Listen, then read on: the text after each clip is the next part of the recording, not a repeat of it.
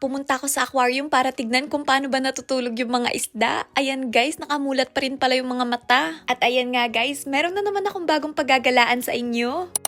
Nandito tayo ngayon sa Wozu Aquarium at syempre nasa loob pa rin to ng Toyama Prefecture. 1,000 yen yung ticket kapag ka-aquarium lang yung pupuntahan nyo. Pero itong tag 1,320 na nga yung inavail namin. Kasama na yung Wozu Bird Museum. Bali naka-discount na kami doon. At pagkapasok namin sa pinaka-aquarium, grabe guys, ang gaganda ng mga isda. Meron din kami nakita mga patay na insekto. Alam ko sa Thailand, kinakain yung ganito. Yung sa pinaka-entrance, maliliit pa lang ng mga aquarium yung nakita namin. Meron pang pagong dito na nagpapapansin at nagpapasikat. Tignan nyo guys, parang tuwang-tuwa siya na nakakita ng maraming tao. 'Di ba? Hindi naman pala lahat ng mga nandito sa Japan is introvert. Itong pagong parang talagang nagpapasikat. Pero grabe, sobrang cute naman din kasi talaga. Pwede rin tumuntong dito sa may part na to para talaga makita mo ng malapitan yung maliliit na shark. Naku guys, nagulat ako. Sobrang laki ng octopus na to. Nakatingin lang ako galing dito sa labas pero kinikilabutan na ako. Paano kaya kapag nadapuan ka ng mga kamay niyan? Guys, ang dami ring mga crabs dito. Tapos ano ba yung klaseng ganitong mga isda? Parang hindi gumagalaw. Nakakatawa nga kasi nakapost din yung mga pagkain. Kaya hindi mo na alam kapag ka nakatingin ka sa kanila kung nakukyutan ka ba or nai-excite na kainin sila. Hindi masyado kalakihan yung aquarium na to. Pero grabe ang lalaki ng isda na meron sila. At ayun nga guys, meron ako nakikita ditong isdang natutulog. Ano sa tingin nyo guys? Natutulog ba to pag ganito? Nandyan lang kasi siya sa may lapag. Tapos bumubuka-buka pa yung bibig niya parang humihilik. Hindi siya gumagalaw dun. Iba't ibang klase talaga ng isda yung makikita mo dito. Isa din talaga sa pinaka-nakyutan ako ay yung klase ng sea creature na parang kapag katitignan, parang nakasmile sa'yo. Ayan guys, so yung pagi, yung itsura ng pinakamukha niya sa ilalim is parang nakasmile. Kaya grabe, kaway talaga ako ng kaway dyan kasi sobrang cute. Meron din ako nakita ditong isda na grabe, sobrang haba. Ayan nga, meron pang comparison kung gaano siya kalaki. Mukhang maliit yung tao. Pero ayan, kulay puti na nakikita nyo guys, ganyan lang daw kaliit yung utak niya. Pero yung katawan niya at yung haba, grabe guys, sobrang laki. Ayan parang walang katapusan. Hindi ko alam kung kinakain yan. Guys, ito na naman yung pagi na napaka-cute ng itsura. Parang naging design pa tong kulay dilaw niya. Meron din kami nakita mga shark at itong mga nakakatakot na jellyfish. Parang kalmado lang sila kapag ka nasa loob ng tubig. Pero nakakatakot kapag ka nadikitan ka nila. Hindi ko nga in-expect na marami palang makikita dito. Tignan nyo, meron pa ditong sign na mag-ingat daw kasi nakakakuryente. Yung pinaka kung anumang creature yun. Maya-maya nga narinig ko na merong announcement na oras na daw ng pagpapakain ng isda. Kaya naman kahit nagaling na kami dito sa may malaking aquarium, tumakbo at bumalik talaga kami para lang makita yung pagpapakain sa kanila. Ayan nga guys, so sobrang talented neto ni kuya kasi ang tagal niya talaga sa ilalim niyan. Tapos yung pinaka-oxygen niya ang liit lang. Tignan nyo rin yung mga bata sa may kabila, sobrang nag-e-enjoy talaga sa nakikita nila. Kaya naman palang lalaki ng mga isda dito kasi ang dami din pinapakain. Pang ilang garapon na nga to ni kuya, pero parang talagang gustong-gusto pa rin nilang kumain. Maya-maya nga nakita ko si kuya may sinusulat. Akala ko naman nandito yung girlfriend niya at magpo-propose na siya. Pero guys, hindi pala. Hindi pala to K-drama or J-drama. Nagsulat lang siya na kung sino daw yung gusto magpa-picture sa kanya. Kaya ayan guys, nakipicture na rin ako. Parang ako nga lang yung hindi bata na nagpa-picture sa kanya. Kasi halos karamihan dito mga kabataan. Ako kasi nandito pa rin talaga ako sa era at part ng buhay na pinapasayo yung inner child ko. Ayokong i-pressure yung sarili ko sa mga bagay-bagay. Basta masaya ka, healthy ka, kompleto yung pamilya mo. More than enough na yun para sa akin. Oras na din ang pagpapakain ng mga sea lion. Nagtitrain at nagpapasikat na nga rin sila dito. Ganito pala yung way ng pagpapakain sa kanila para talagang tumalino. Grabe, ang cute nila. Parang dalawang sea lion nga lang yung nakita ko dito. Cute na cute din talaga ako sa sea creature na to guys. Ano, ang dami kasing tricks tapos sobrang talino pa. At ayan nga, pagkatapos ng tricks, nagpapaalam na siya. Nagbabay sa bawat sulok. Maya-maya naman meron ako nakita dito na pwede mong ipasok yung kamay mo. Tapos ganyan, pwede ka magpakagat-kagat dyan sa maliliit na isda.